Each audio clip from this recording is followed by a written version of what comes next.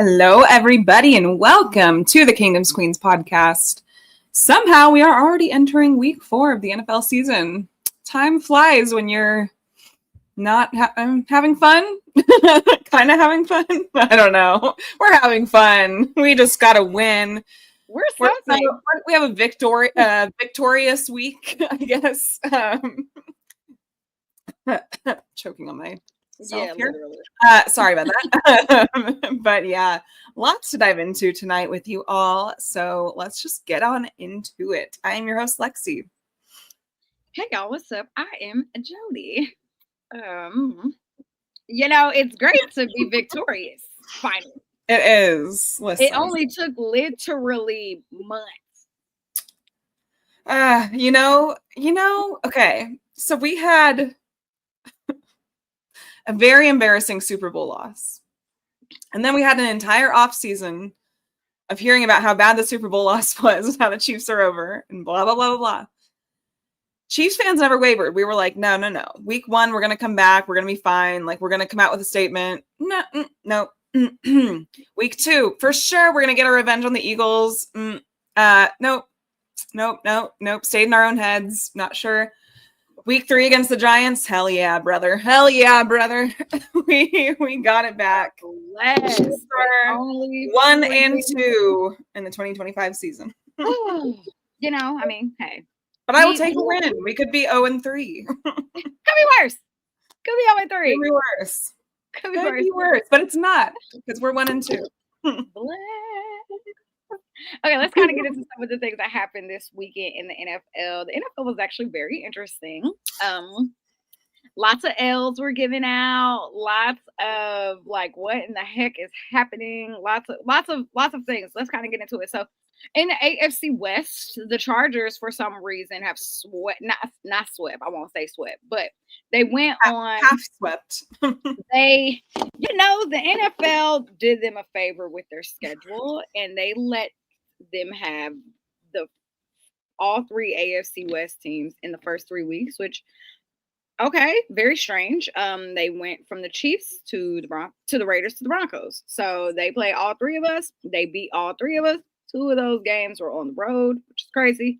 Then they were at home and they won, which we thought that Denver might be able to give them the fits. They didn't. They're not great. So, not only Denver started out really slow. They almost gave him a little challenge, and then nope. Yeah, that didn't last long at all. And so that's a really great confidence builder for the Chargers. How it goes every single offseason. Everyone already says that they're winning the division and they're the best team in the NFL and they're this, that, and the third. Well, hey, as of right this moment, they kind of have the words to back that up. With their record, they are not only they're 4 games above the Chiefs at this point, because now we have to not only beat them, but we need to get another game on top of them. So the Chiefs are playing a little bit of catch up right now. But it's week 3. It's week 4, wherever we are. It's week 4. So very interested to see what is happening though with the Chargers. Did they lose somebody? Najee Harris. Oh, yeah. Did they lose somebody else? No. Najee Harris out for the season with an Achilles injury, which is wild. You guys remember his off season? He got hit in the eye with a firecracker or something. Anyway, wishing him a speedy recovery and whatever else happens there. So as we kind of go on through the NFL, so funny because this was kind of like the weekend of the backups, which yes. I don't know how we're already at the weekend of backups and it's literally week 3 of football. Insane. But Marcus Mariota, he came in and he played for Jaden Daniels, who is kind of dealing with the injury. I actually do think he could have went this week, but they're just holding him. So we'll just kind of see what that is going to play out like. They could be saving him. I don't know. Yeah, I'm not sure. And then Carson Wentz came out and, he had a day. Carson Wentz was crazy, which was great to see. What do they call him? The Red Rocket? Red the Red Rocket? I can't remember what Chiefs Yeah, name. What's his name? The Red Rocket? I think so. I don't think I'm making that up. I just remember that is what all Chiefs fans were calling him last year. When he was on this team, the Red Rocket. And I just thought that was like the funniest thing. Yeah. So yeah, he had a great weekend. So shout out to him. Honestly, happy for him. I had a Giants fan, so funny, message me on Twitter. They were like, "Thank you, Jodi," and I was like, "Absolutely for what?" Because I have not done anything kind in the last few days. But they were thanking me because they were very happy that the Chiefs put Russell Wilson into retirement, which is hilarious. Because I don't think I even realized that just because my day was kind of chaotic. And I was like, oh, Jackson Dart is starting. Okay, cool. And I'm like, did Russ get hurt? And it's like, no, he's just bad at his job. He's just not a good quarterback. And honestly, that probably that could very well be his last start. Yeah. Put in Jameis Winston. Could the Bengals trade for Russell Wilson? Do they have any draft picks right now? I really don't know what they're working with, but Joe Burrow is probably out till December. Yeah, Joe Burrow's out for like 3 months, which is crazy. So makes you think. But like, why would they go and get Russ? He's not gonna go win them any games. Like, they need to get somebody that's gonna at least. It can't look much worse than it looked last weekend. But they were blown out to the Vikings with Carson Wentz. Yeah, that defense looks awful. Which is hilarious because Bengals fans were like saying they were going to get their revenge. Okay, remember how last season they needed the Chiefs to beat the Broncos so the Bengals could get into the playoffs, and it was Carson Wentz and all of our backups playing the Broncos. We got beaten to the core, whatever. Yeah, so Bengals fans were going into this like, it's a revenge game against Carson Wentz, blah, blah, blah. I'm like, oh, is that what they were saying? Uh-huh. Oh, I didn't hear any of that. Specifically, a few of them. That's funny. I'm not going to mention by name, but you can probably guess what I'm talking about. Yeah, I have a lot of them muted because I don't want to speak on my timeline because you're actually irrelevant. Yeah. So very irrelevant. Now you're very irrelevant. Like, God bless. So the goal is, I mean, if the Bengals are going to go out and get a quarterback, they need to get somebody that's going to win a few games for them so they can at least have a chance in the playoffs. Like, you guys just played this whole entire offensive core. Your defense is still terrible. Your offensive line is not good. So, like, they definitely have to go get, like, a throwaway quarterback, somebody that they can bring in that their offensive line just might kill, that they won't feel, like, awful about. Because that left and right tackle situation is still very much a hot mess. And who knows? But, yeah, so Jackson Dart is starting for the Giants this week. They play the Chargers, I believe, which is funny, right? Don't they play the Chargers this week? They do. That they do. Yeah. You know, so I really enjoy that they made this change now because they knew Russ wasn't gonna go. It must be in LA. Is this game in LA? Has to be. No, it's in New York. Oh, okay. So, you know, it'll be very interesting to see. Are you looking at the comments? Yeah, I'm like, God bless America. It's about message us separately, please. Bless, and I can't do it. Sorry. It'll probably have to be you, Lexi. But anyway, okay. How do I not know? Is this spam? What is happening? I don't know. I'm kicking them out now. But thanks so much for commenting, though. You can message us separately. If it's not spam, you can message us separately, but I don't know what's happening. You literally, y'all, I'm not sure if y'all are following us on all social platforms, but on all of our social platforms, in the header, not the header, in the profile, there is directions on how to find us and contact us. Yes, there is. I usually say that. I also want to say happy birthday to Jeffrey. Happy birthday, Jeffrey! Hope you're having a great your support. Have a great birthday. Have a great day. So the Texans released. We will get to this. We will definitely get to this. Yeah, we got to talk about the Chiefs first. The Texans released CJGJ, which is hilarious. I laughed so hard. He's not. I'm not gonna say he's washed because he ain't washed, but he is a. I don't want to say a cancer to the locker room, but he is got off like. That's literally what they said. That's literally what they said was he was bad for the locker room. If he's being released again, it's because you have an attitude. You have an attitude problem. You need therapy. Honestly, isn't he injured too? No, he came back from that. He was fine. He's already back. Mm-hmm. He was fine.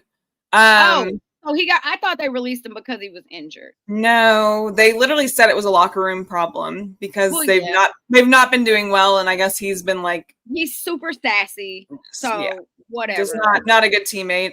He belongs in Philly. That's probably the right mindset for him. And so he can't go to Philly. That's the thing. There's something, and I'm gonna double check this information is correct. But there's something about in the trade clause how you have to play.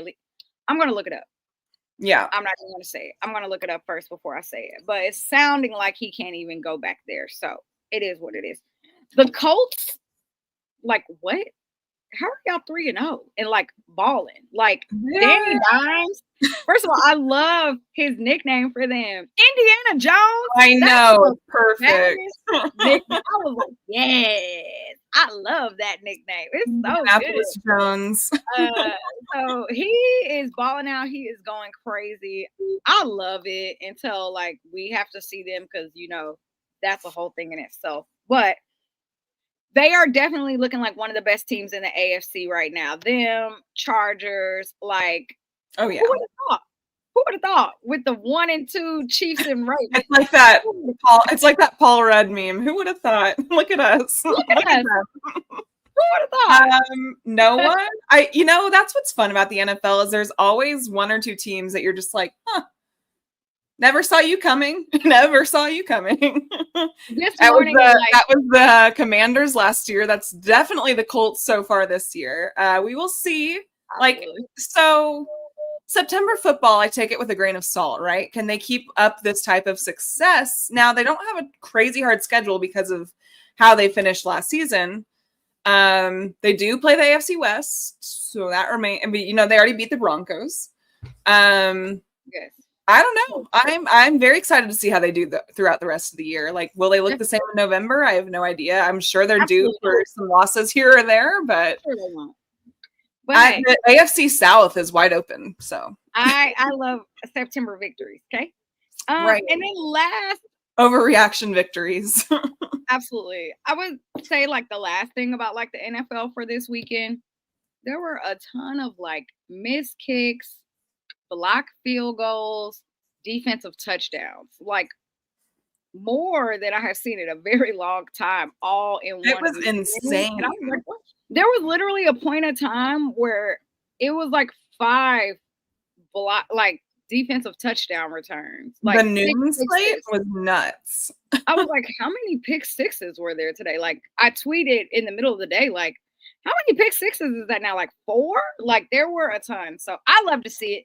My team did not have a pick 6, which would have been nice, but a whole bunch of other teams did. We did have 2 picks at least, which was great. We did, which we kind of knew was going to happen. I'm very upset that Patrick Mahomes did not get that 19 and a half yards, but sorry, I'm not going to be too mad about that. So let's go ahead and just get into it. Let's talk about Chiefs versus Giants. So the Kansas City Chiefs finally got. Do you want to get into our sponsor first? Underdog? No, I wasn't going to do that till later. Okay. When we get into predictions. All right. So let's when we go through the full roster of the slate for this week. Chiefs versus Giants. So went to New York, started off shaky, right? And I think we kind of talked about this right. We talked about this for a little bit last week. The Chiefs had never been on the road in New York and got a win. And I was like, surely we're not going 0-3, right? Like, right. If there's one thing that doesn't apply to Mahomes' career is like history with things happening. So he's played the Jets in MetLife and won. But he's never played the Giants in MetLife and won. And, well, And then to be fair, previously, the Chiefs just haven't won in New York playing the Giants for whatever reason. So the last time we played the Giants there was Alex Smith, Travis Kelce threw an interception. And yeah, that was a headache and a half. So that was fun. But, you know, so we got our get back. We got rid of that narrative. So that's good. So the great things that came out of this game is there were no injuries. So that is always a blessing in disguise. That's always a blessing. But I think it's important to kind of like talk about everybody, right? So we can kind of get into the offense. Tyquan Thornton, Juju Smith-Schuster. Ooh, we were loved. Oh my gosh. I think I tweeted adored. You are loved. Adored. Tyquan has to be feeling on top of the world this week. He absolutely should be. I tweeted out when he had the catch and he put his arm up in the air, right? That everybody saw when he pointed to the one. My background won't show you. I tweeted out, I quote tweeted it and said, 30 Tyquan, because at this point, yeah, right. And a whole bunch of people were taking that. And I was like, I love that because I was like just sitting on the couch. Were you the OG on that one? Because I saw it go around. I like it. Yeah, 30 Tyquan started with me. Just so everybody knows. Take credit. But no, he has been insane. Like, and we can kind of talk about this as we get into the Ravens game. But like a question that I was asking everyone that we associate with, I was like, okay, so when we look at the receiver room now, like, what does that look like? Okay, Rashee Rice, right? Xavier Worthy, and then like who would be next? So for me, I'm like, okay, that's Tyquan Thornton, right? Like, I would go ahead and put him in that third slot, and then maybe like Hollywood Brown, and then maybe like Juju, and then like one of my friends like Jodi. It doesn't matter after like the top two, but I'm like, no, it absolutely does matter. No, like, does. Yes, we know that once Rashee Rice is back and once Xavier Worthy are back, we already know that those are going to be the two who are going to be the workhorses, and they're going to be fed and all of these things. But the production that we've seen from Tyquan over these first 3 weeks, you kind of have to respect him. He's earning that respect. So even if you're only forcing Rashee Rice, Xavier Worthy, Travis Kelce, you got a third and Tyquan down there somewhere. Kind of like back in the day when we was like, fuck it, Tyreek down there somewhere. That's literally what it is with Tyquan's down there. He deserves the respect at this point. It cannot be understated how valuable he's been to this offense. And so far, and they talk about next man up, right? He has been that guy. And I will give credit to Hollywood and Juju. They've both done a pretty good job as well. Juju's been great. Tyquan's the one that's standing out over everyone. And I think it's just an unexpected surprise. And I remember we acquired him it was before the offseason. We acquired him like during the playoffs. Right before the playoffs. Yeah. Yeah. And I was very intrigued back then. I think we even mentioned it on the podcast. Like, okay, let's see what this could be. He has the speed. But we've seen guys with speed on this roster before, and then they just don't pan out. We also had Patriots fans, which I don't even think they were being malicious. I think they were like, he does it in the preseason. We've never seen it. We've never seen it in the regular season, which for whatever reason, he just wasn't a fit in their offense. But he's been such. And then he's been the bright light. He's been the bright light over here. And what I was saying, like, I just went on this Ravens podcast before this. What I was saying to them is, shout out to them. The Barbershop Sports Talk. They're awesome. Yeah. Go check that out also. But I was saying to them, I think, as much as I hate injury, I hate that Worthy's gone. I hate that Rashee's suspended, but that's the consequences of his own actions, of course. But through all of that, we've gotten to see what Mahomes can develop with Tyquan, and I think that's almost more valuable now. I know we lost the first 2 games, right? But I don't think he would have built this type of chemistry with Tyquan had we not gotten to see his full potential out there. So I think that's going to be really, really valuable to our offense come week 7 when Rashee is back and Xavier's back and we have everyone out there. Knock on wood, because I've said that way too many times. But when we finally have everyone out there, I think that's going to be huge. Now Mahomes has Rashee he can trust, Xavier he can trust, Tyquan, Hollywood, Juju. I think he's still trying to build He's still trying to build trust with Hollywood. They're like almost there, getting there. People are not gonna like what I say, but like if I had to rank, I would put Juju over Hollywood, and that's not even like being malicious. I just think Juju has more chemistry. He does, and he's been on this team longer, I guess. Yeah, now, and that doesn't mean that he's taking nearly as many snaps as Hollywood, because he's not. But if I had to look at like chemistry and things of that nature, I would say Juju over him. Now, so kind of back can I put this out there while we're on the topic of him? To me, maybe, I don't know if you agree or not, he almost seems like he's playing a little bit scared. I don't know what's going on with him. Like, I don't know if he's scared of getting re-injured. Yes. Is he made of glass? Yes. Because he's like, we don't have anyone else. If I go out, then it's really bad. So it's like, well, I feel like he's playing a little bit timid. And you can't negate the fact that he's playing for a contract. And it's not going to be with us, but we're gonna re-sign Taekwon, and I can't wait. It's like you don't want him to take. He's probably kind of like, I don't want to take all these reps and get myself injured, and then I'm out, and then there's nowhere for me to go. You know what I mean? So like, I get both sides of it. The point of him being here this season is to just take some snaps, get some plays, and get some film, so we can, pawn you off to somewhere else and go get you a contract. Yeah. And Hollywood was never meant to be wide receiver 1, but he kind of had to step in that role at least week 1 because Worthy went out. And I think he was the next guy that Mahomes was like, okay. Hell, and they wasn't even supposed to be wide receiver 1. But when Rashid went out, it's like, well, okay, we can manipulate the game plan to where it could be around you until we get him back. So and then what happened there? So the offense, like if I had to talk about the offense, I still think that I love what I saw from the receiver room. However, there were still a lot of things in this game that I was like, what? And I know that we said going into this week, this game is just like a who cares? Get a win. Just which win. Is very true. Very happy. Who cares? Get a freaking win. But at the same time, it's like, thank you, Tay. But at the same time, it's like, no, there's things that still need to be addressed. So, one, offensive line still has a lot of opportunity. Baby, let me tell you how I love Josh Simmons, and he got his butt handed to him, and it's okay because he's a freaking rookie, and he did not get his butt handed to him the whole entire game. But there were times where I was like, "Oh, there were a few moments, yeah." You're not supposed to be down there now, Jawan Taylor. That's a totally different conversation. I'm sick of him, and I'm trying to. Nice. We love that. I have been like with Jawan Taylor. I would say I think I've been the one who's been trying to be like the most patient, right? I'm we trying. Too. I was like, you know what? Yeah, they called some bad penalties on him that were soft. Some of them were on him. Some of them were not.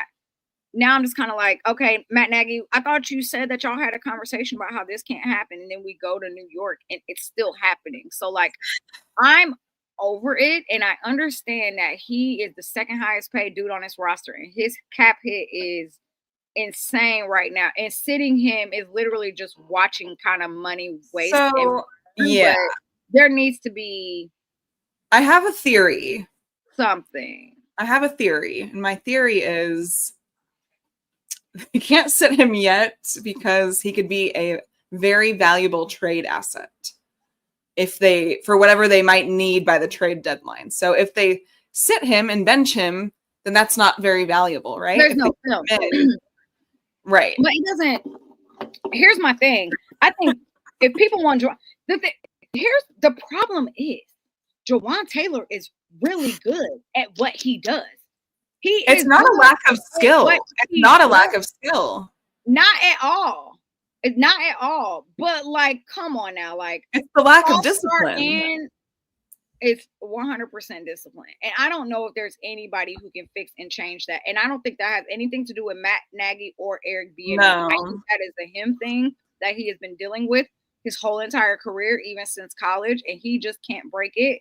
And I do think it's kind of a mental thing too. Like, I genuinely think that he tries.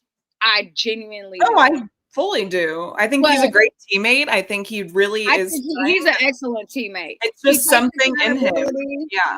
He takes accountability. He knows when he's wrong. He does. You're fighting to be better. You've He seen will him battle with injury and still try to be out there. Great teammate. he will talk to the media afterwards and own up to what he did and say, "Listen, I need accountability." Absolutely. So like that's why it's but so you just need to do it. We got to see it. Like exactly. Point. You're literally killing drives. You're killing 3rd and 15s. You're killing 3rd and 14s, and Mahomes had a beautiful run, and then it's called back to illegal formation. Nonetheless, 74. I'm just like, and he lined up so far back. Like he was back there with Isaiah. Ow. I was like, you literally see Isaiah Pacheco right. Oh my God. Can we talk about the graphics Sunday Night Football put up on TV about him lining up illegally? The fact that they had it already ready. Press go. I hate y'all. Like, honestly, I hate y'all. Because why would y'all be like, hey, make sure you get that Jawan Taylor graphic? Is that enough to be like, is that enough for him to be like, okay, that's embarrassing? That is embarrassing. No, because he knows it. Like, because he already knows. He doesn't care. He knows. Well, he does care, but whatever. He definitely. I think it's a mental thing. I think it's a mental thing, and I'm just like, okay, Jawan. But the question is like, how long do we continue to do this? And I'm gonna be real honest, y'all. We might have to get through the rest of this football season and deal with it. We know that he's not going to be back on this team next year. He's going to get picked up from somebody. Literally, so many people need right tackles or left tackles. He could play both sides. We might, and honestly, I know we have his replacement, but also I'm like, do I really want to give up that depth piece? Because say we did trade Jawan, we used not Jalen. God bless. What's your name? Who? Other right tackle. Wanya? No. The one not Jalen Moore. Yeah, no, yes. Jalen Moore. That's what I said, Jalen, and I was like, not Jalen. Yeah, you said not Jalen. That threw me off. I'm like, who are you talking about? No, because I said Jalen, and then I was like, that ain't his name. Then I'm like, that's definitely that boy's name. There's too many Jalens. Too many Jalens. So many Jalens. Too many J names. But here's my thing. Say you get rid of Jawan and you just have Jalen, who's the backup to him? And we already know that this Long Yang. Okay, but then who's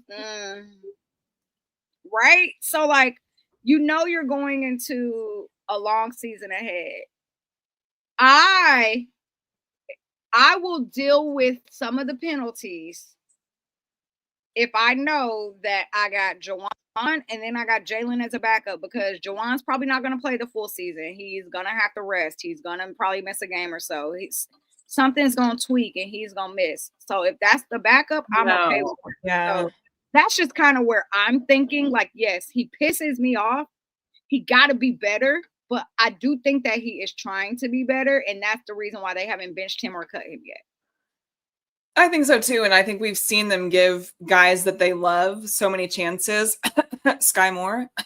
But when it's guys like that are in there working hard day in and day out, they're trying to do better, they're great teammates, yada, yada, yada.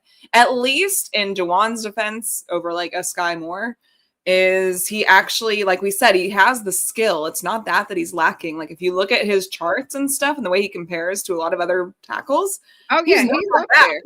It's just if he can clean up the penalties, like it's worth it. But I think we just need to realize that that's never going to happen. Right, it's not going to happen. It's not going to happen. So I think everybody should just kind of like accept the fact that he's going to have one or two penalties. And he's going to be your starter. They might, depending on what we need, how these next few weeks go, he could be a trade deadline kind of guy. And I don't think they're going to trade. If the Chiefs were not 1-2, it's too big of a contract, honestly. Too big of a contract, too much of a dead hit. Nobody's probably going to pick up the contract either, or at least half of it. And we're 1-2 right now, so we don't necessarily know. Like, they've worked all off season Yeah. For this line to be who it is with Rashee Rice and Xavier Worthy. They're not gonna get rid of the line before we see what that looks like. So Right. And, now Trey Smith and Creed Humphrey, two people that I love. Friends of the show. We love them. What is going on? But I feel like both of them, maybe it's because it's early in the season. Maybe it's because they're overcompensating for the people to the left and the right of them. I was going to say. But Trey Smith usually always is knocking somebody out. And I've seen him getting off the ground more now than I've seen him putting people on the ground. And I don't know what that's about. I don't think he's injured. I don't think he has a tweak. I don't think it's anything like that. But the aggressiveness that he normally always has, I haven't seen it in the first round. My theory is maybe it's due to Joe Tooney missing a little bit, where he could kind of pick up some of that extra slack, and now it's kind of just being spread out. Yep. They have to focus on more than what they're actually. What it is. Creed hasn't been too bad. He's missed a few assignments here or there where I'm just kind of like, huh? What is that about? Yes. But like it's not normal. Yeah. But I'm is that too because he has Kingsley to the left of him, and now it's like right. Okay, what's happening here? But Josh has not needed much help at tackle. So that's why I don't understand what it has to be the Kingsley. I'm going to assume that it is because the Kingsley and Jawan, they're both having to overcompensate and kind of do a little more. So Daily Chiefs put out a post today about Trey Smith, and he's actually about Trey Smith. He's actually had 0 sacks allowed, 0 penalties, and he's our highest O-line grade in pass blocking. Love to see it. He's still ranking 4th again amongst all qualified guards. So that's interesting to me because for a reason. So maybe it's just guards are struggling a little. I haven't paid as close of attention to other guards, maybe as much as I should be, but I will say this: a lot of O-lines are not as good. No, even the Eagles one is struggling. Like the best one. The Bills look pretty good, but they also have not went against like crazy defenses. The Chiefs. No. You know what I mean? Like the Ravens aren't good. Can't wait to talk about that in a minute. Right. Like it's not. They went against the Jets, but they play them all the time, so they know them. They went against the Dolphins. Like, So their O-line has been okay, but like the Ravens O-line has not been good. Terrible.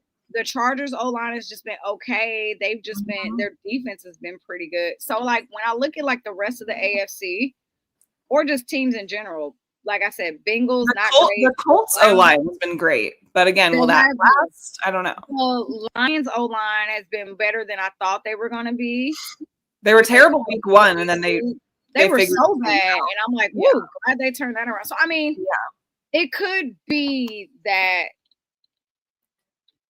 It could be that maybe the play just isn't as.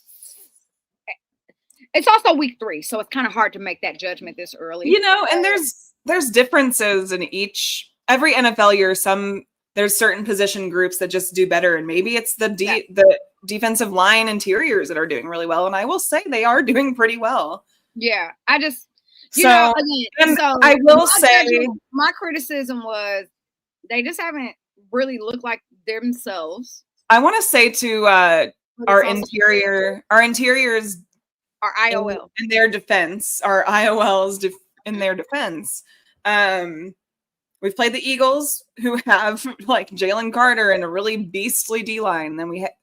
Then we played the Giants, who basically have a young Chris Jones and Dexter Lawrence, and they have a beastly D-line as well, where Brian Burns was just destroying us, and then Kayvon Thibodeau was just destroying us. Had a day. Oh my God! So he was cooking. To our O-line's credit, they have been battle tested early on, way more than others have been. So to their credit, hopefully, as they keep going throughout the season, they will adjust and they will. They definitely will. They definitely will. So, and like the biggest thing too,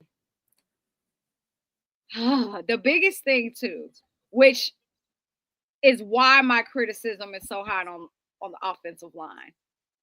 We already talked about the receivers, but the freaking receivers can't get open. Pat can't.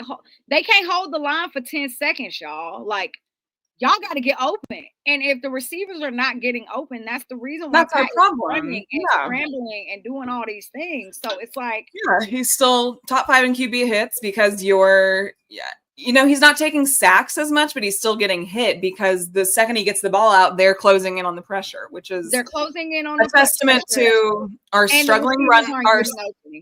It's our struggling run game, so there's no threat there. Then our receivers are struggling to get open because you don't have a threat in your run game, so they're not stacking the box. They're not doing those things. And you don't have a threat at receiver, so you don't have necessarily one receiver that might be being double teamed. Now, Taekwon might start getting double teamed. They can play man to man right now, and these Juju. Okay, Juju is Unk, right? He said that. Travis is Unk, right? He said that. So like, Hollywood Brown is still figuring out what the Chiefs offense is like after 2 seasons for some strange odd reason. And Tyquan Thornton is just running and getting open. I know this is the route I'm supposed to run, but Pat said no. So I'm just going to do what he said. So like, if nobody's getting open, then of course your offensive line is going to struggle because they can't hold the line for 10 seconds. So the running game, you spoke about that a little bit. That's why it was better. It was better. Wasn't great. Not great. Better. Better. I wanted to actually the third quarter. I wanted to punch my TV when we threw the ball backwards twice. Yeah. Thank God Mahomes had the wherewithal to stop the one from turning into a defensive touchdown. But I don't understand Isaiah Pacheco running backwards. I don't know what the hell that was about. If you watch the entire play design, it's like, what in the hell? Why are we doing this? Why did we do it twice? Yeah, the first one, the first one and the second one were both bad, but the first one was so bad. So bad. Like, what is happening here? So it's like they called the play and we still ran it, even though it was blown up before it happened. But if you see that it's blown up, don't throw it to Pacheco. Like, get rid of it, or I don't know. And I feel like Pat is a way better game manager than that. So the Kelsey is terrible. Oh God. Yeah, it was bad. So I feel like Pat is the better game manager than that, and I feel like he is being his own head because the play calling is so bad. I think he's in his head because the play calling is so bad. And he's like, why am I doing this? Like, and he respects Andy too much to change it at the line, which I'm also like, Pat, you've been doing this for we got to get over this. Yeah, we got to know what works and you know what doesn't work. And you should be able to be like, yo, Nagy, go tell him I'm changing this. And I'm just going to do it and get the first. I don't even know what the outcome was supposed to be there. I mean, Pacheco's back here. There's like hardly anyone in front of him to block anyone. I mean, even if he caught it, where the hell is he going to go? 2 yards downfield? No. So, and then they got Brashad. They did get Brashad. He was on the field. He looked good. Brashard. Yeah. Brashard. I'm just Southern. Smith. You know what I want to say really quick? He changed his number. He changed his number to 24. And I saw 24. I saw 24 and I just Sky Moore. PTSD I had. I literally said in a group chat, it was like, now why does boy number Sky Moore number? But no, it was great to see him out there and actually active. Yeah. More of that. And here's my thing. He's like our little McKinnon out there. He is. And I know that people do not want to see Carson Steele, but Carson Steele can throw a block. He can help on that left and that right side of the line and give that chip help, because there was also a point where Isaiah Pacheco missed a block and Pat got hammered. And I was like, oh, that ain't good. That's not good at all. Oh so my God. Like, terrible. What is happening? So The run game's still not very It's happy like about that. while you see improvement in the run game, then you still see these random setbacks that you're just like, huh. I will say I do like that they came. I will say I do like that they came out of halftime and they stuck with the run, and they were like, "Okay, we're gonna run the ball." Now I really enjoyed that because Isaiah Pacheco was much better in the second half than in the first half. I was like, "Okay, this looks good. This looks great." So they absolutely went in there and made correct halftime adjustments, and I feel like we have not seen adjustments at halftime in the first 2 games. So to see that in this one, I was like, okay, yes, that is great because you're seeing what was not working and you went in there and you fixed that. So very happy about that. Noah Gray, like, why do we start and then stop? Like, why do we always go cold on Noah Gray when he goes out and has like great because he was catches? balling. He was doing He like came out finally. him and Juju came out so hot, and I was like, yes, like, yes. Like And then you go keep away. him involved. Yeah. I don't know. I'm not sure. I don't get it. I don't. And That's what I mean is like our offense, there's just no like rhyme or reason to it right now. Nothing is consistent. They go away from something when it works, except maybe Taekwon. Well, and I will say, like, I get it. Like, I get it. The playbook that they thought they were having this summer is not what it is. You're missing 3 people, 2 people. So what you thought you had, you don't have. A lot of the guys that are out there did not practice the things that these guys had. So even though your playbook, you had way more options, that's when we're like, when we get these guys back, it's gonna open up the game so much more. And we can't see that now just because of the guys that we have at the current moment. But it's also like Noah Gray has been in this offense for long enough. There has to be things already generated for him. We know that there's certain things he can do. We know what he's capable of. Right. We literally put him in a contract. So there's clearly things that he knows how to do. Use some 12, 13 personnel sets. Where the hell is Robert Tonyan? Where's Robert Tonyan? Where the hell is Robert Tonyan? He's gone missing. I don't know where he is. Him in Kansas City. Somebody answer the question. Honestly. Because I don't even recall seeing him, which makes me sad. Which makes me so angry. Because what the hell are we doing?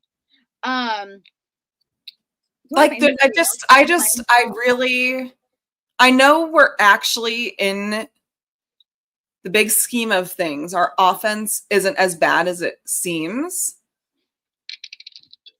Like if you're comparing to other teams and all that kind of stuff, but we know the potentials that are there and we've seen it, but we haven't. And I don't fully know who's to blame. I don't know if it's Andy Reid. I'm just going to say it's a mix of him and Matt Nagy because at this point, I don't know. It's a mix.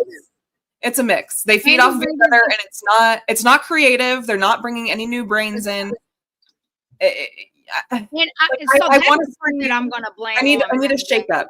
I need a shake up. I'm bored. That's the part I'm going to blame on Matt Nagy. Andy Reid is the play caller. He's the one who makes the plays. Matt Nagy needs to be able to be like, this ain't working. Matt Nagy is the yes man. He needs to be able to be like, maybe we should try this. Maybe we should do that. You know, Andy Reid is stubborn. He gets in his ways and he's going to do his thing. And that's what makes him so great.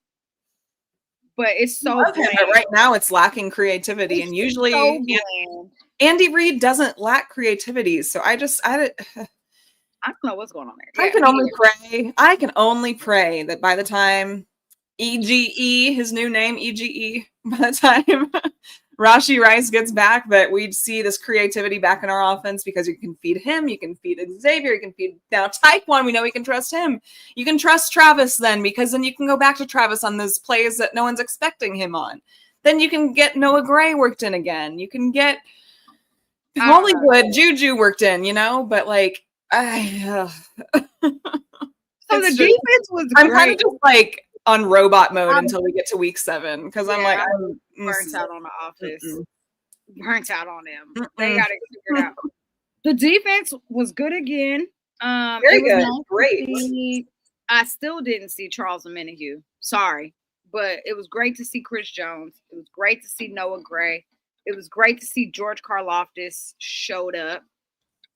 It was great to see freaking Jalen Watson. It was Chris great Jones. to see. Yeah, I said him. It was great to see. No, you're good. Jalen Watson, Chris Rowland Wallace, CRW.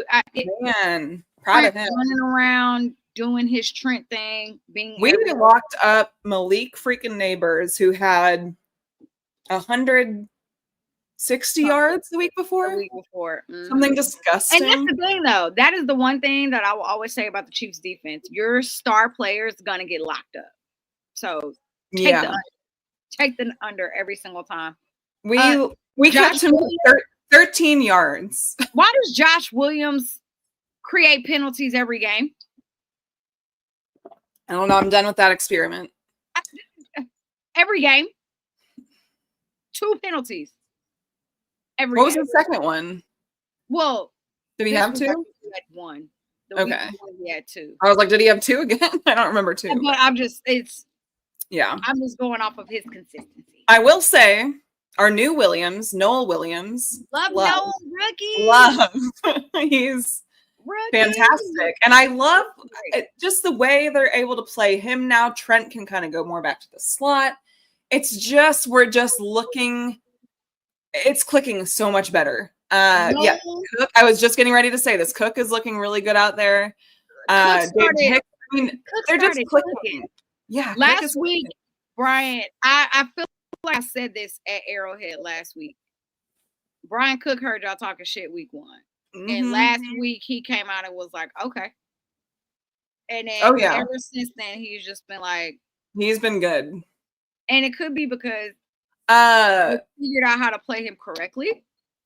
Yeah. So that's why, I mean, we struggle with that a lot in the secondary. A lot of guys play out of place. And it seems like because Noel and Jaden Hicks are kind of finally stepping up, and I know Jaden's not a rookie, but he just feels like a rookie to me still. But they're kind of like he's still a baby. He's only 1. But stepping up and really figuring out, like, identifying what that role looks like for them, because they're starting to play confident and letting the guys who have been in the role, the ACL. Yeah. I think the ACL injury really affected Charles more than. But he also came back at the end of last season, and he was better at the end of last season than he is currently right now. Yeah, absolutely. Josh Williams. It's but I'll take Jawan Taylor's penalty over Joshua Williams. Yeah, because Josh isn't doing that. All you do is come out on special teams and get a penalty.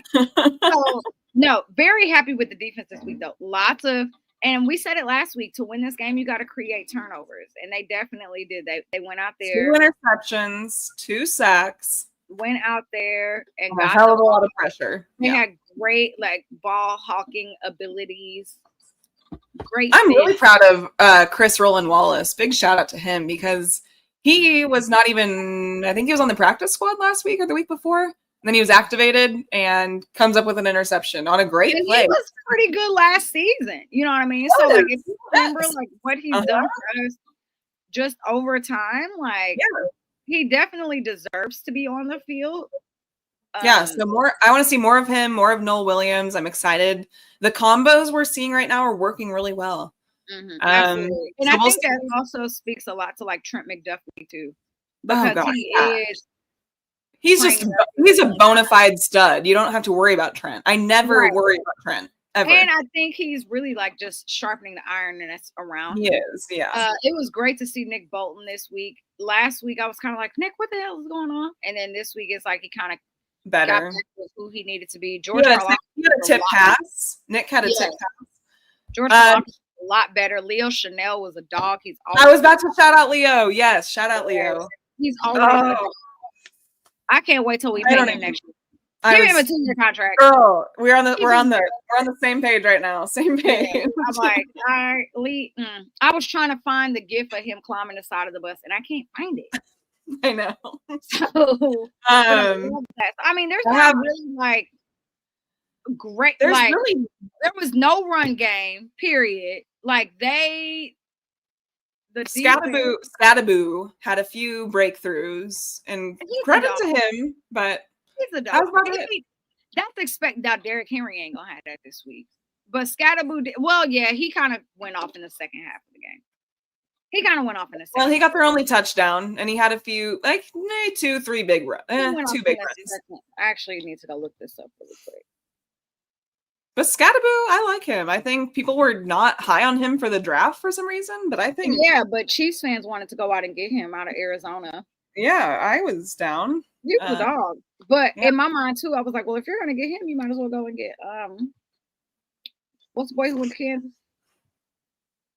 Who? You know me, the boy who went to Kansas. You know me, big Mizzou fan. Oh, I don't know Devin Neal. Yeah, him. I'm like, what's the boy name who went to Kansas? MIC. He's rotting away on the Saints, sadly. It's unfortunate.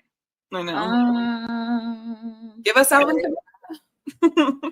Yeah, you know what's happening. What was I gonna say? They're gonna be like, we want a first, we wanted this. Totally just lost my train of thought. What was I gonna say? Oh yeah, he went 10 for 60. So yeah, he was all right. I think Derrick Henry.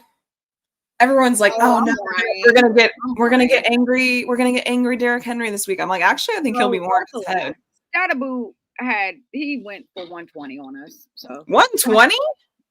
He had 60 receiving and 60 rushing. Oh. Yeah. Wow. Yeah. I'm like, yeah.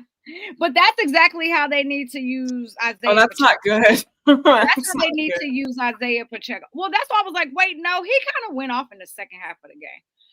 But that's more than I remember, but okay. That's how they need to use Isaiah Pacheco.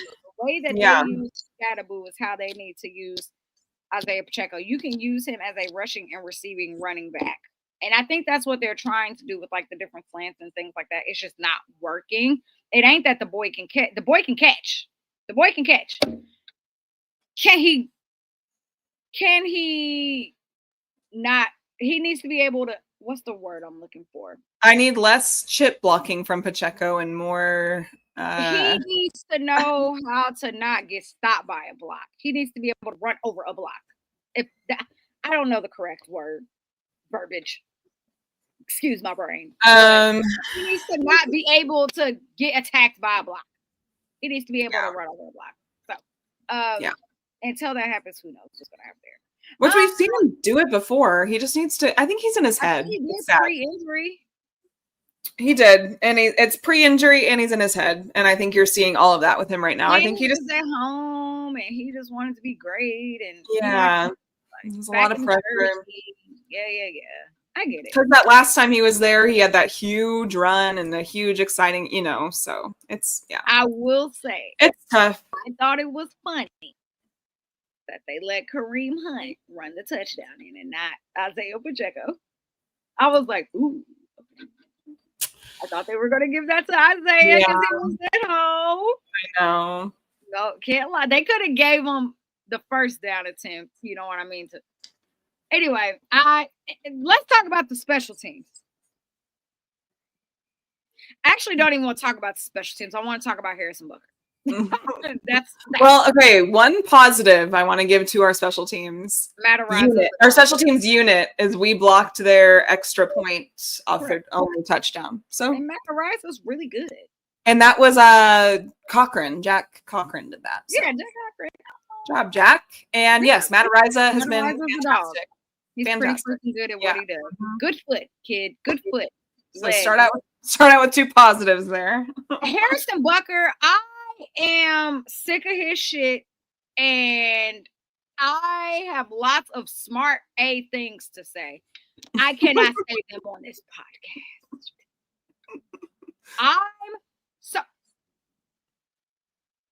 How do you have 4 missed field goals in 3? So wait, last season, Harrison Butker was out for 4 games. He was put on an IR because of his style of kicking and the way he had to have a cleanup. Remember, he had to have a surgery cleanup in his knee. The way his kicking style, the way he was landing, he kept falling on his knee. It jacked his knee up. He had to have cleanup. He was out for 4 weeks.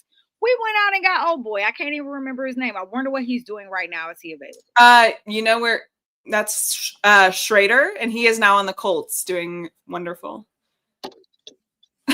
Of course he is. So the whole time I'm trying to recruit him, like, where he at? Where he Right, going? come back. Oh, his No, team is no, undefeated. Got it. no, Let me go yeah. pick him up on fantasy. Anyway, so then Harrison came back. He missed a couple of kicks when he came back. We were like, what's going on with him? But then we were like, maybe it's just because he just came from surgery, whatever, blah, blah, blah. New season. You've had a whole I think he was good in the playoffs. I think he was fine in the playoffs. Yeah. So I didn't have any concerns coming into the season. Correct. Playoffs. Wait, I want to touch on one thing that he said in one of his press conferences. I think it was preseason.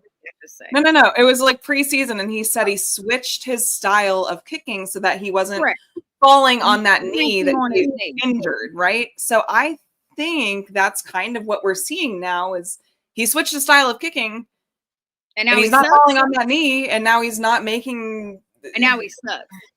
The amount of points that he's left on the board, we would have at least tied the Philly game and played his field goal. We would have won the Chargers game. No, that was a loss. No, but he missed an extra point on the Chargers. Oh, I don't think he missed a field goal. So, and then this week he missed. He only had one. He missed a field goal and an extra point. Yeah, because he's missed 4, so that was 2 this week. The extra point was really freaking annoying because I think Kareem Hunt, he had his celebration, and that's why then he was put back to like the 48-yard line to try to get whatever. He should still make that. They tried to say that Kareem Hunt did like a neck slash, and it didn't. Anything. I'm sorry. I rewatched that like 10 times today, and I thought he was doing like the shirt rip thing. It didn't look anything like that. I'm like, what do you mean a throat slash? And even I was like, that's what they said on the broadcast. So I was like, okay, cool, whatever. But then they didn't re-show it. So now I'm like, now you're gonna force me to get on Twitter and go find this clip, and it didn't look like it. And I'm just like, whatever. Chiefs don't get any penalties, right? So never, no. Yeah, Harry, it's so funny because the first kick was a doink. Oh my God. Yeah. I was like, you're on thin ice. I was like, okay. I was like, you're on thin ice, Harry. I tweeted that. Because when I was like, a doink? Well, okay. Well, all right. We'll take it. It went in. And missed the next one. So here's the thing. I know we're getting ready to talk about the Ravens game, but there's a very high possibility we have to beat the Ravens by a field goal. Mm-hmm. Are you going to miss it? Because you've missed at home and on the road now. You better not. So, here's my thing. Harrison Butker can have one more week, and if he misses a field goal this week, you have to replace him. And here's another thing. You can't replace him. They won't. Because the amount of money that he's making this year and the amount of money that man is making next year, I feel like there has to be something in the clause because, literally all you do is kick. So there has to be something in the clause. I'd have to look into his contract. I don't, because he doesn't even have I don't even think he has an agent. I think he negotiated his contract. Of course he did. I am to be fair, he had the leverage at the time because he was making all the good kicks and carrying us in the playoffs, and not carrying us, but making his field goals and doing his job. He was literally supposed to. Now, I will say, not to give Harrison credit per se, but I will say kicking has been very off this season. There are a lot. Including him, there are a lot of kickers. No, I mean he doesn't get to be included in that. That's what I'm saying. There are a lot of kickers missing their field goals this season, and or having their kicks blocked, and or missing extra points. It's kind of rough throughout the league, and we saw that with the noon slate of games. 5 of those games ended because either a kick block or a field goal block or whatever it was. So you have that, which I don't know. Butker is getting over $5 million this year, and next year he's going to get close to 7. 7, yeah. His cap hit this year is his dead cap this year is $15 million. I His think dead cap next year is $10 million. I So think we're basically get I think into we're we're basically stuck with him this year. and I think next season they can absolutely draft a kicker. There's a few kickers I've been watching in college football that I'm like, I'm like actually kind of looking now because I'm like unfortunately they can't do anything until 2027. Yep. His out is in 2027 unless they Well, want to take a big hit, which we can't afford. Harry Butt. So Harry Butt. he I need you better to get your butt together. his SHIT together. Harry Butt, get your kicks together. I mean, I don't even care. Go back to your old style of kicking. Whatever. Literally, we can do another off-season surgery. Right. Go back. Do it. Because Anyway, I'm not used to being nervous about our special teams, and I don't like it.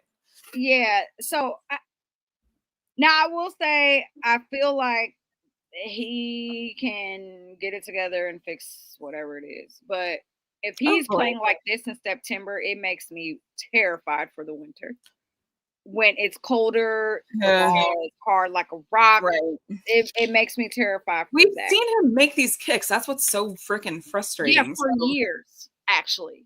I don't know. For a very long time. We've seen him. Hopefully, he just, I don't know. He's got to tone up his technique, and I hope he looks. The new technique is not perfect, and it's not going to work if we're going to be missing like 4 or 5 points a game, 6 points a game. So I just want to say that social media is funny, and I literally just like tweeted that he has missed 4 field goals in the last 3 games, and people are funny. That's all I'm gonna say. Are what? Funny? Hilarious. Player of the game. People aren't happy with him, so it's me. It's people. Player of the game, rookie standout of the game. Player of the game. God, do you want to give it to the most obvious? Tyquan Thornton. Yes. Yeah. On the defense, I would say Jalen Watson. I'll say Chris Roland Wallace. There you go. So let's get into Chiefs Ravens. Wait, rookie standout. Shout out Omar Norman Lott. Another great game. Keep it going.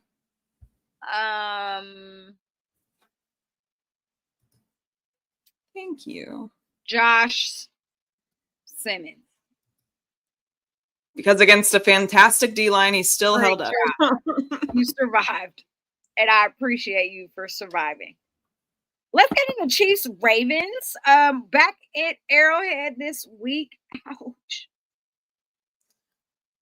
Back at Arrowhead this week. Very excited to be back for 3:25. I wish it was a noon game. I am so excited to go to Arrowhead, and I am already ready to get in bed. So back at Arrowhead this week, both teams are 1-2. The Ravens got embarrassed last night. I enjoyed every minute of it.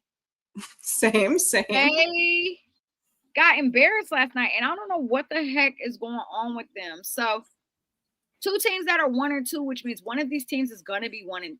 Crazy. If you would have ever said that in the offseason, I would have been like. If you would have said that in July, I would have thought you were crazy. So nuts. But here we are. Here we all are. So I just want to say, remember all off season how they said the Ravens have the best roster in the NFL. Even though I'm like Eagles. Well, they say it. They say it every off season. So they said they got the best roster in the NFL. Can't go wrong with Lamar Jackson. You can't go wrong with Derrick Henry. They got one of the best, fastest, youngest defenses. Blah, blah, blah, blah, blah, blah, blah, blah, blah. That defense is horrible. That defense has given up 96 points in 3 games. 96 points They've given up the most points in 3 games. Has given up 56 points in 3 games. The Ravens given up 96. They give up 41 to the Bills, and they gave up 38 to the Lions and 17 to the Browns. Anyway, but what? Y'all are now, granted, they do have players missing, right? They do have players missing. The So Chiefs do also so have do players. we. So there's You that. know what I've realized, Jody, is that's only an excuse for other teams. Yeah. Okay. For example, the Packers lost to the Browns this week, right? I enjoyed every second. I heard that that's just because they were missing a few players on offense. Poor things. See what happens? See what happens when you're missing players on offense? Poor things. God. Imagine everyone else. Imagine everyone else without wide receiver 1 and 2. Imagine what it's like not having a running back. Crazy, but it's no excuses. No. Don't even think about it. Don't even think about it. The Ravens were so bad. They have a new kicker. I think he was pretty good. That defense. So, do you know that Derrick Henry has fumbled in every single game this year, and he has the most fumbles in the fourth quarter of his career? He has 10 fumbles specifically in the fourth quarter. So I'm going to say something mean. So he and Lamar share the same fourth quarter genetics of not being clutch, huh? And it's so funny because everybody's like, this is not Lamar. And I'm like, what do you mean? He got sacked 7 times. And yeah, your offensive line that attributes to that. But also, what the hell are you doing, Lamar?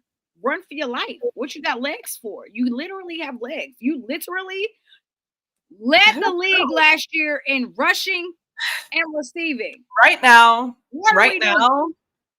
Patrick is leading in rushing over Lamar and Josh. Cheers with my water. So, yeah, 7 sacks to the O-line. It makes me think about the Chiefs' defensive front 4. Yeah. And they finally got sacks this week against the Giants. We will at least sack him. We will at least sack him once. At least. The Lions had 30 pressures yesterday. That is the most insane number I have ever heard in my life. Who was the guy? I think his name was Dog. Yo, yeah. Their D-line was feasting, and then whatever little blitzes they sent and spies they had on him. Oh my God. Shout out to the spies. Please. Leo. Spags, literally, the Lions made your game plan so easy this week. They showed you the blue freaking print. Yeah, that's the word. Can't think of the word. They showed you the blueprint. They rushed 4. Okay. All right, front 4. Charles Omenihu, you gonna show up this week? They had a spy most of the time. All right, Leo. Okay, Nick. All right, Drew. What we gonna do? So, the Lions literally gave the blueprint on how to stop that offense, and then all I see is taking Tyquan Thornton for 80+ yards this week.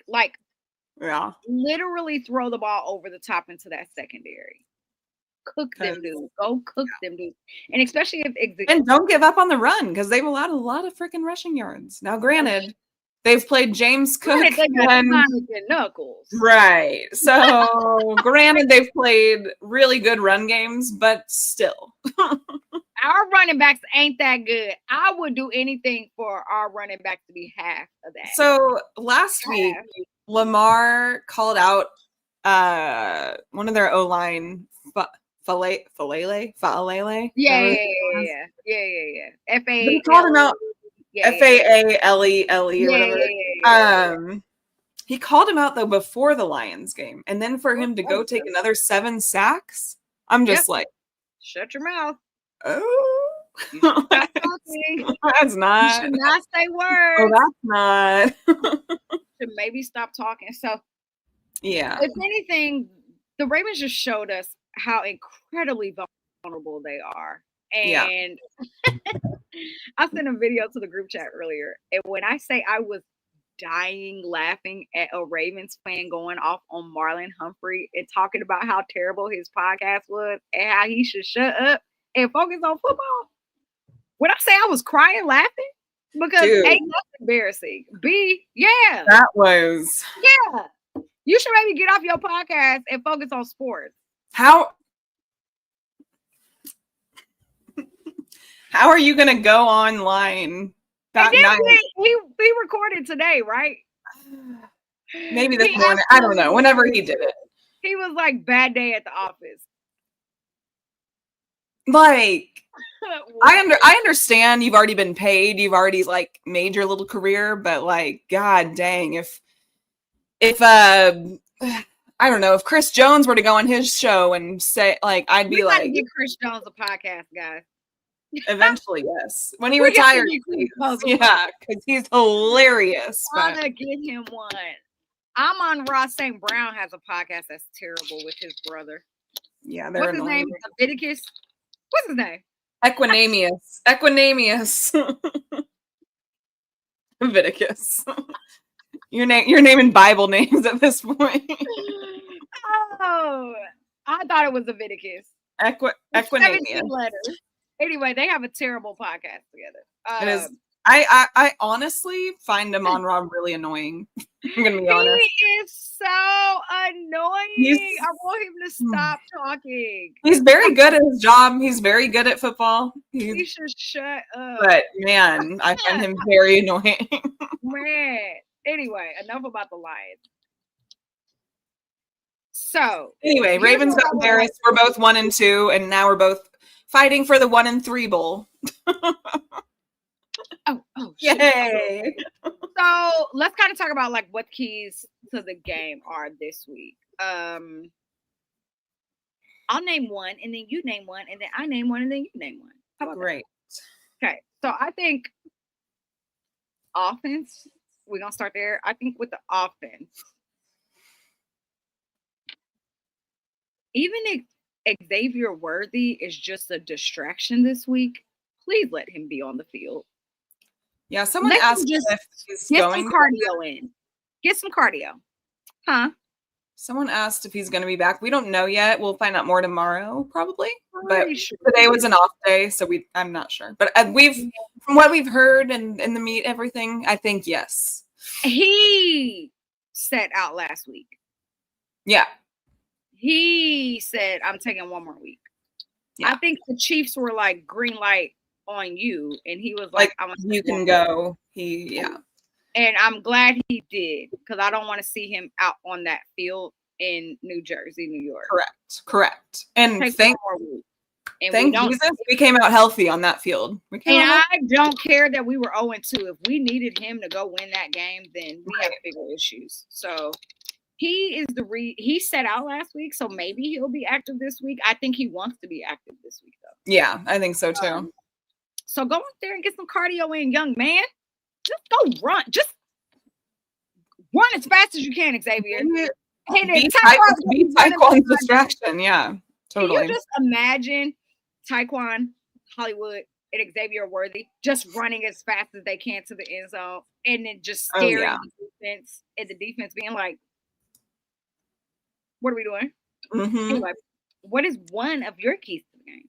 I'll go offense too. I just want to see. I think we've heard it in every press conference so far this season. They go in saying, "Oh, we want to start off really strong. We want to start off fast with energy." Blah blah blah blah blah. They don't do it. They start off slow and they adjust at halftime. They do adjust at halftime. I will give them that. They look great after halftime in all 3 games. Start off fast. What's the problem? What's the issue? You're playing at home this week. You have that advantage. You have the crowd in your favor. Start off fast. Calvin Noy is definitely probably going to be out. What's the other one? And Matabike. Matabike. And Calvin Noy. They're both probably going to be out. So that is a big deal. And got to take advantage of that. Okay. I'll save this one. Yeah. Go ahead. Start that. Offense, I think another key to the game for the offense is they're going to stop the run, but you still have to try. Mm-hmm. Don't back off of it, ever. Don't quit. All 4 quarters. Don't be a quitter. They're going to probably stop the run. So there's one of two things. Andy needs to be figuring out ways to be creative. Now, I will say last season, I'm just trying to think back to week 1 last year. Week 2? Week 2 week 1. I can't remember which week. I will say last year, if my memory serves me correctly, we had an okay running game against them at Arrowhead. We did. So whatever we did then. Week 1, yeah. And week 2 until Pacheco went down at the end against the Bengals. Yeah, because I'm like, no, he played in that game. So yeah. We just need to they're going to figure out ways to stop the run game. So maybe that is where you incorporate some different sweeps and things of that nature. Because I don't think they can stop that. The Lions ran the most beautiful play call. Oh my gosh. Their creativity is unbelievable. Beautiful play call. Jared Goff passed the ball to Amon-Ra and he threw it to Jahmyr Gibbs. Flea flicker. Oh, yeah. He bounced off the corner and ran to the corner of the end zone. I was like, beautiful. What? I mean, it was very simple. It wasn't too much. I will never understand what the hell the Ravens were. Do it again. Let Derrick Henry throw another touchdown this week. Yeah. Yeah. Do that again. Jalen Royals playing. I think I would expect him to actually get some snaps this week. But like my expectations, I don't really know where he fits in right now with the offense. Not that I don't want to see great things, but and I think like the one thing that we got to remember too, I think Jalen was only like activated because it was like a break in case it was an emergency. Mm-hmm. Yeah. So don't expect, especially if Xavier is back this week. Don't expect much from Jalen Royals. He's literally just like an emergency piece. And that's not a bad thing. Like that's okay. That's not a bad thing. Like no, they have the weapons there. They have the speed already. They have the weapons already. It's just they need to. Because I kind of see him in like a Juju type role, and Juju's filling that so well right now that I don't know that you need. No, I mean I don't know, but yeah, I wouldn't mind seeing him get some snaps. He could take some Hollywood Brown snaps. Right. He could do that. But we also, like, yeah, I don't know. We can't afford losses right now. So unless the game's going really well, I don't want to like. And I think they're really struggling to figure out consistency. They are, because there is none. There is none. I don't think trying lots of random things is going to help build that, especially when they kind of got into a rhythm at the end of the last game. Correct. So Jalen may be active, but don't expect a lot. Don't hold your breath. Yeah. I think that's the easiest.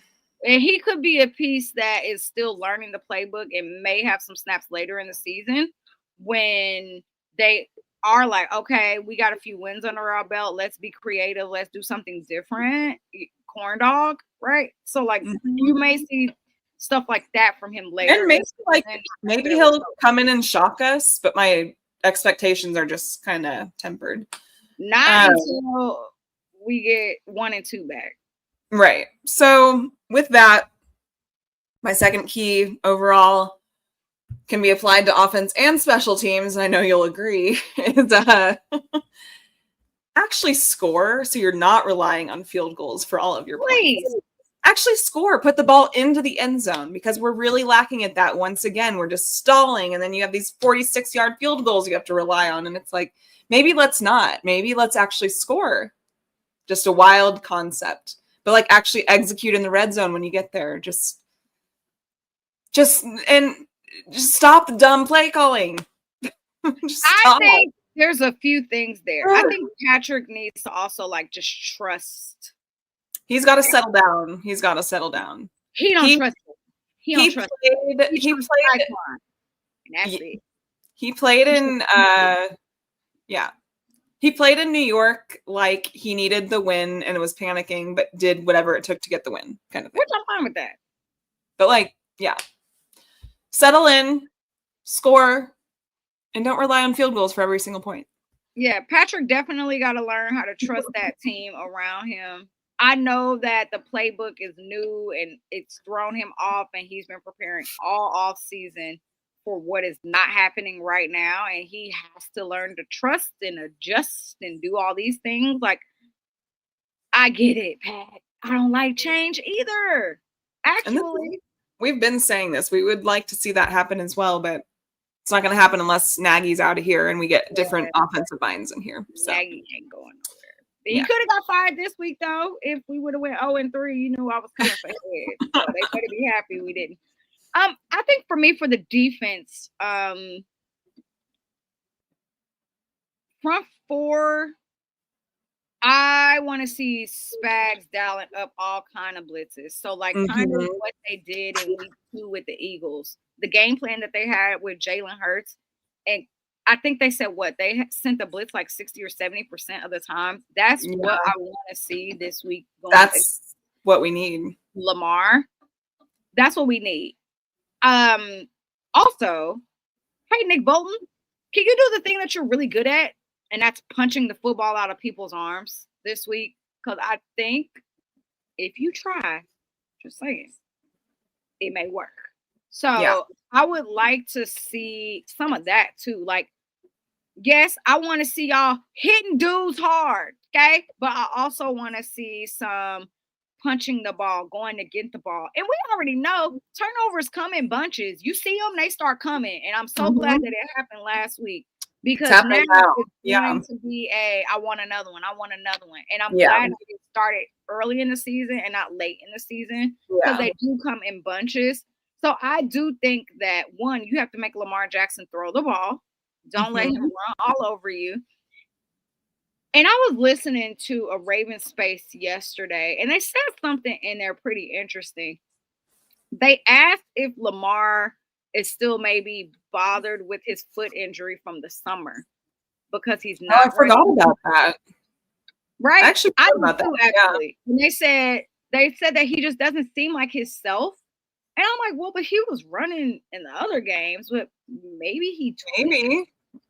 That could be. Maybe he tweaked, but they were just like, I don't understand why he wasn't running as much as he normally does. And when I watch that game and think back over it, it's like, because I know I specifically said a few times, Lamar, literally just run. Like, run and go get the first down. You have a lane right there. What are you doing? So maybe he did tweak. Who knows? But I think that if the Chiefs defense can figure out a way to make Lamar Jackson throw that ball, he's definitely going to give up the cheese and he's going to throw an interception. And I think that if they can continue to send the blitz, he's going to fumble. Him or the other one. He and Josh throw so many almost interceptions. I'm like, y'all, defense needs to freaking capitalize because they have these like perfect quarterback ratings. And I'm like, if y'all would just capitalize on your turnovers, it'd be a lot more realistic. And they run the ball so much, and that's fine. But they have elite running games, both of them. Listening to a Ravens fan say that yesterday about maybe he tweaked his foot, I was like, that's something I didn't even think about. But it wouldn't make sense why he wasn't running the ball nearly as much as he normally does. Yeah. No, that's a great call. I think you also kind of have to have an answer for Mark Andrews, too. We knew what tight ends did to us all last season. They cooked us, okay? Yeah. So I think that we need to have a game plan for him because Mark Andrews was hot yesterday. We haven't really faced an elite tight end so far this season because Goddard was out for the Eagles. The Chargers, meh. The Giants have no one in tight end. So, we we definitely step up that. And he's have a game plan for him because he definitely he was cooking. And I think likely is going to be out though. He was out last. I think he's still out. But he's not on the IR. He's been out. No. So maybe there's a chance he plays, and he might, but I don't know. And that could be another save him for this week. I don't know. I haven't also looked at and today was Tuesday, so they were off today. So, So and they played Monday, so right. And then go ahead. I was gonna say my final key to the game would just be for the defense. Put a spy on Lamar. Give me Leo Chanel as a spy on Lamar. Final key. Simple. Yeah, that. I think my last key to the game is actually not even on the field. I think it's on the sidelines. They not talking to each other. They not vibing. They not kicking. The energy is down, right? The energy is down. Is bad, and they need to fix it. I don't like looking at it. Like there's just something like a little bit off, and I don't know what it is, but it's a little off. Really gay. Yeah, I miss him. Don't get really gay. Rescue him from the freaking Dolphins. God. Nobody is like the life of the party. So no. I think somebody needs to. Pat's way too damn serious right now. Travis is way too damn serious now. And what bothers me is they said all offseason they just want to get back to having fun with it. And that was their whole goal for the season. Then they start off 0-2, and it's like, okay, well, there goes the fun. Like, oh, shoot, we can't have there goes the fun. Like, I don't know. And then I will say, just be 2-2 after this week, y'all. Get back to 500. Please. That's it. Get back to 500. It's a new clean slate. We can start over. Yeah. Because honestly, go out and win this game. And then win next week in Jacksonville. Detroit at home. And then we get Rashi back, right? That's going to be interesting. And then we can go win. We have 3 home games in a row. That's going to be crazy. We have Detroit at home. Then we have Vegas at home. Then we have Commanders at home. Vegas is on the road. No, it's at home. No, I have the schedule up on my phone. I'm looking at it too. Vegas is on the road. Vegas last week is on the road. It's last week 7. Week 7 is at home. Noon game at home versus Vegas. I promise.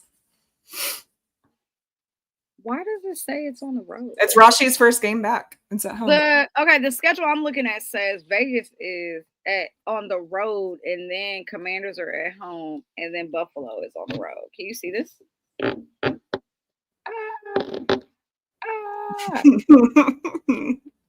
Not really. My iPhone hates me. You can't see it. I can't see it. No. Anyway, it says my week 7 is. Oh God, I do not want to go to 3 home games. I'm gonna sell a ticket. 3 in a row. That's nuts. I'm gonna sell a ticket. I don't got the energy. But then you want to be there for Rashi's first game back. I absolutely do, but that Vegas ticket might get sold, and it's a noon game. DG knows Raiders a home game. Thank you, DG. Thank you. Look at my screen. Screen's wrong. It's lying to you. I'm sending it to you right now because you think I'm lying, and I'm telling you what it says. See, Gabe has our back. Vegas is on the road, week 18. Okay, well, y'all yell at what I'm sending to Lexi. Don't yell at me.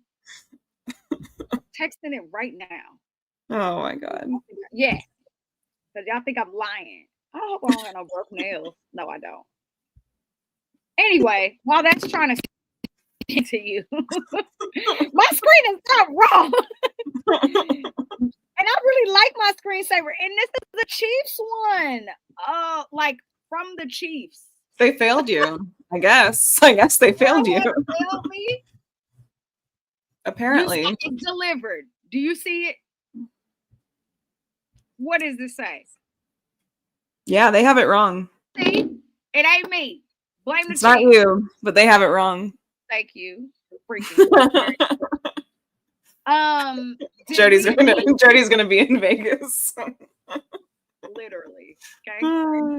Ain't nothing wrong with that though. I would go to no, actually not. I'm not mad at that. Anyway, what other Ariel feels your pain. Thank you. Stupid Chiefs. I'm like, I've been looking at this and telling people the wrong thing since whatever. All right. Get into underdog.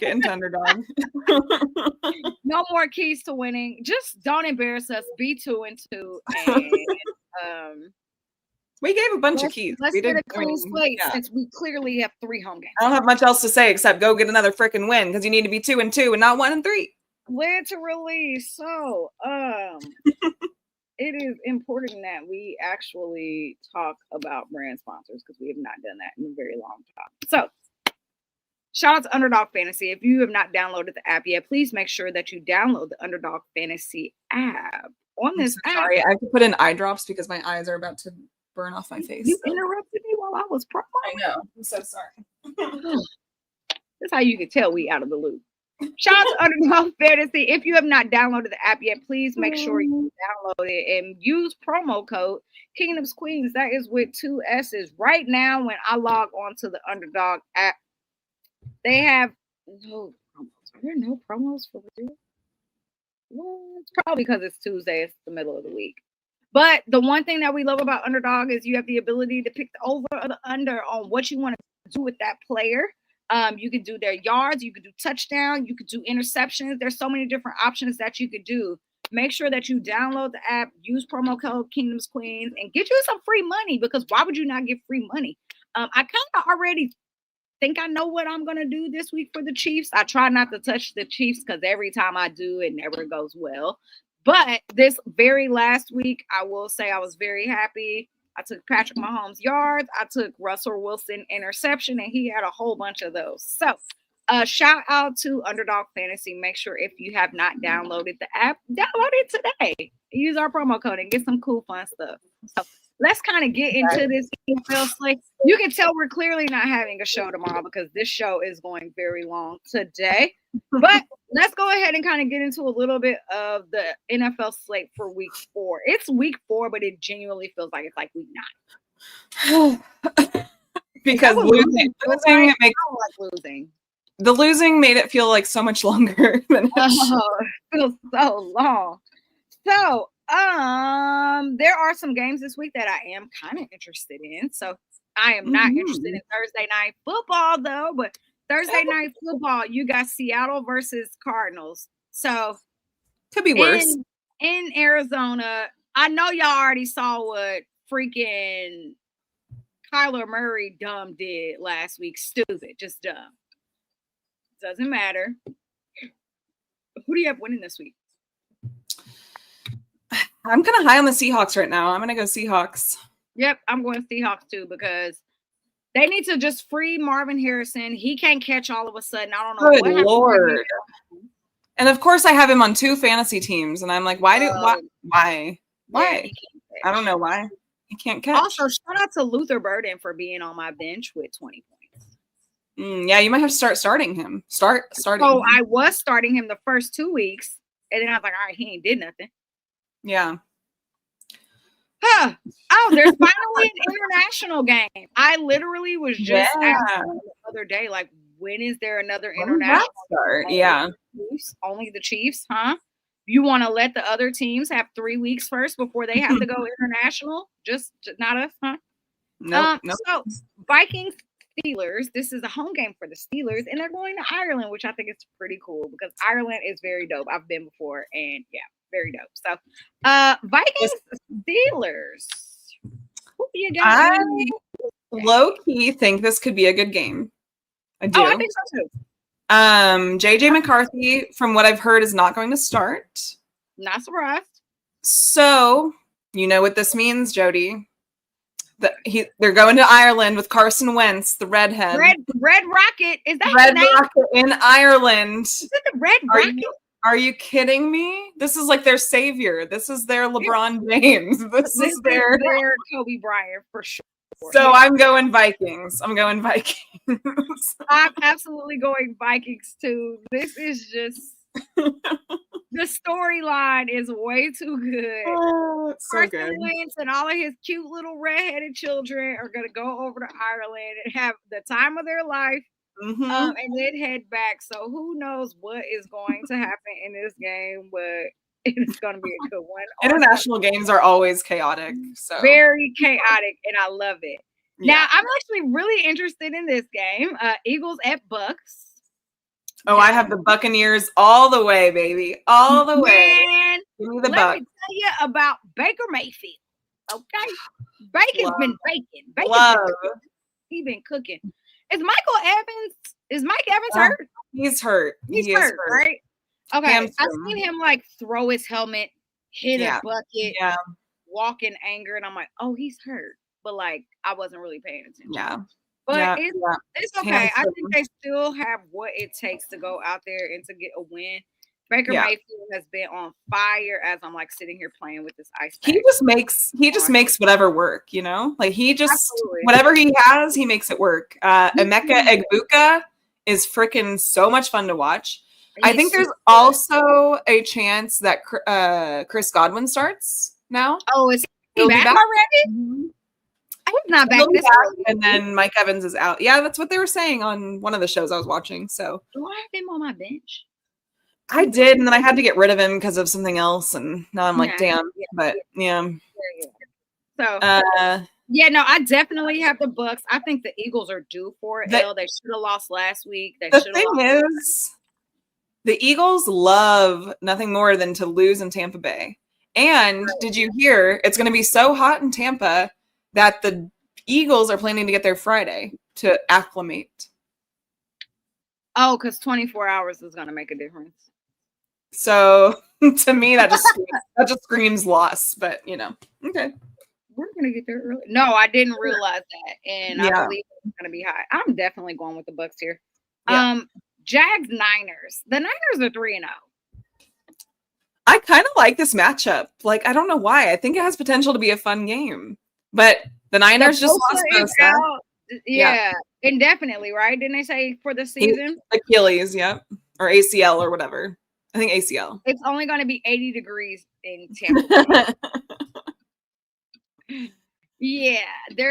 That's very weird. If they're going a day early for 80 degrees. They're so freaking dramatic. This is what I mean. Like they're just asking for a loss. They are asking for a loss. Sassy. Oh, I'm sick of how sassy they are. They are just the sassiest group of men I've ever seen. So annoying. Oh. Anyway, Jags Niners. That has everybody on the Niners is hurt. Every single person. George Kittle, Brock Purdy. Mac Jones has filled in pretty well. I'll give him credit there. Good job, Mac. I have Jacksonville winning this game.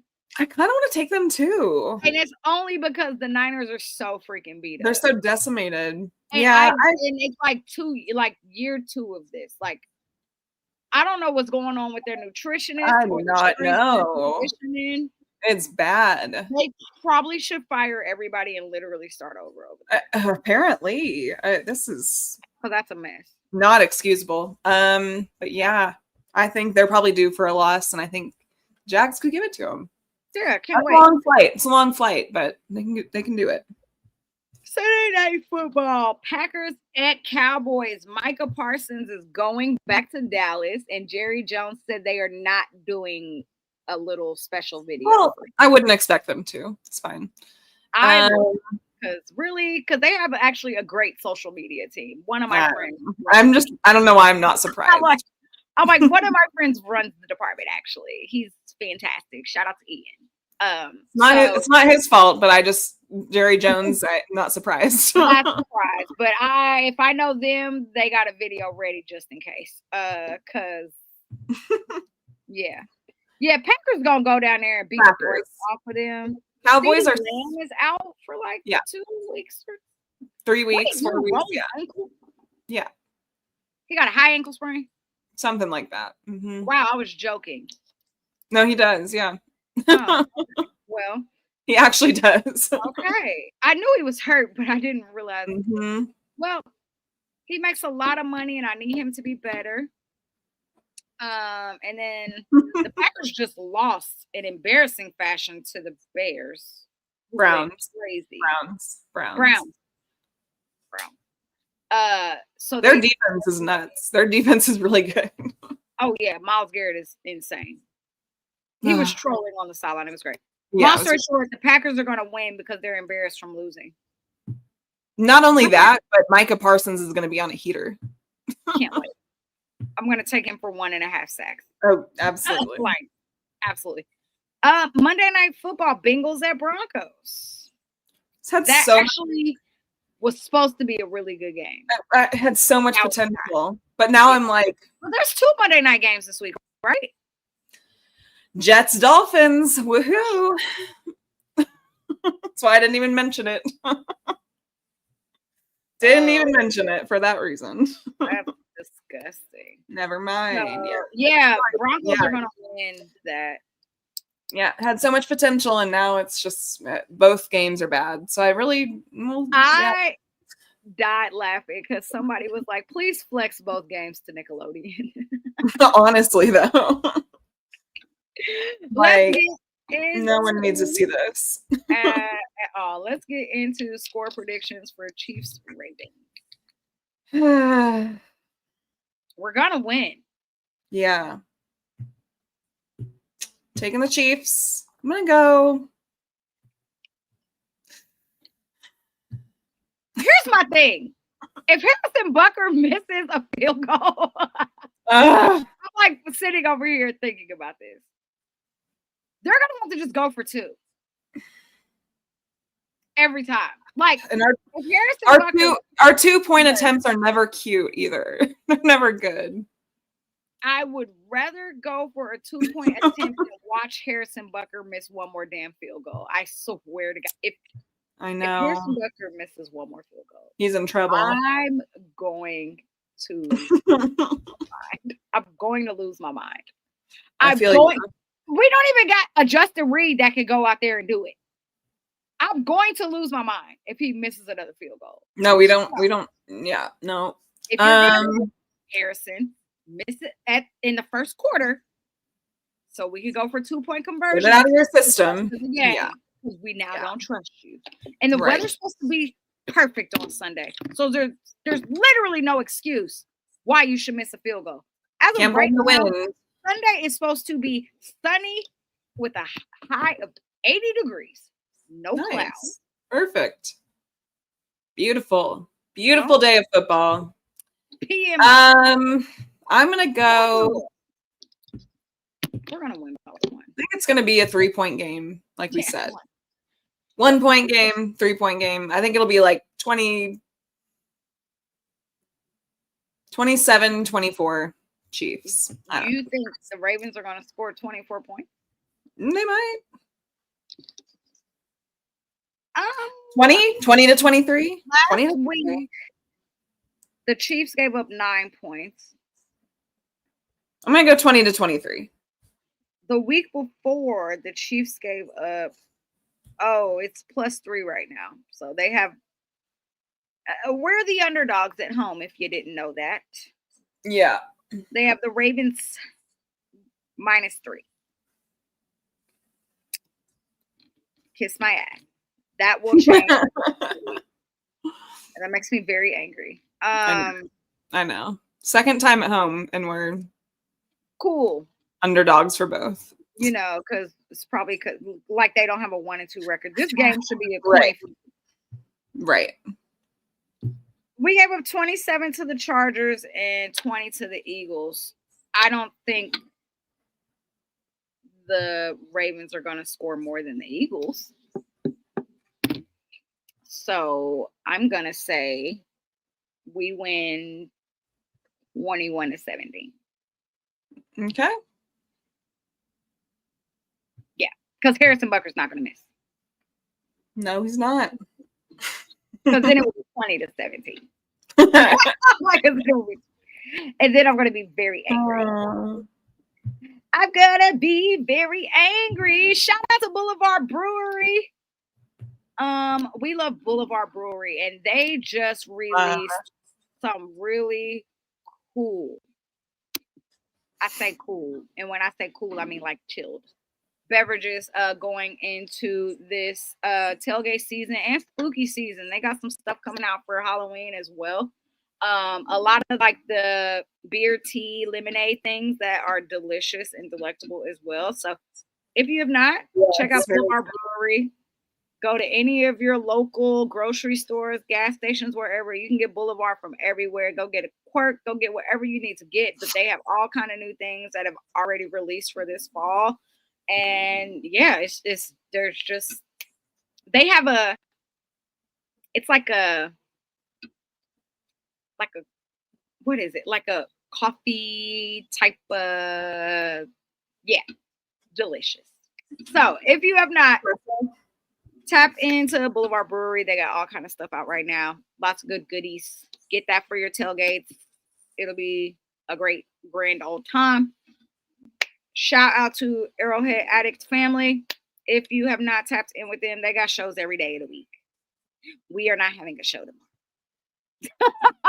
So we covered everything today, so yeah, we will be back with you guys next Tuesday. No show tomorrow, but make sure you tap into the OG hour on Thursday, and then the pre and post game on Saturday with Price in them, and yeah, all the good things, and go Chiefs. Yeah. If you are not already, please make sure you go follow us on all social media platforms. We are on Twitter, Instagram, anywhere else? Twitter, YouTube. Make sure Spotify, Apple podcast. Thanks. Very tired over here. Okay. Yes. Us right now on YouTube. Please make sure that you hit the like button. Make sure you hit the subscribe button and share. If you are on Twitter, there are a few people who have shared our stream today. We are super grateful for y'all for listening and tapping in and hanging out with us. Also, if you missed it, Lexi said it earlier. She was on the Barbershop podcast earlier. They are with Ravens Nation Kingdom group. I don't know what they call them. Ravens fan and a Steelers fan. So Flock. Fun time. Ravens Flock. That's what they call themselves. Ravens Flock. Yeah. Steeler Nation, Ravens Flock. Oh yeah. Steelers. I forget about that too. Anyway, make sure you go listen to them. Great episode that they had earlier today. Go listen to that, like that, reshare that, subscribe to their platform, all of those good things. So if you have not already, make sure you're following me and Lexi on all social media platforms too. And other than that, we will see you next Tuesday. Chiefs, please, let's get to 500 this week. Let's get to 500 this week. 2-2, baby. We can do it. We can do it. We have y'all got it. We believe. Other than that, y'all have a great night. Have a great week, and go Chiefs. And we'll see y'all next week. Love y'all. Bye.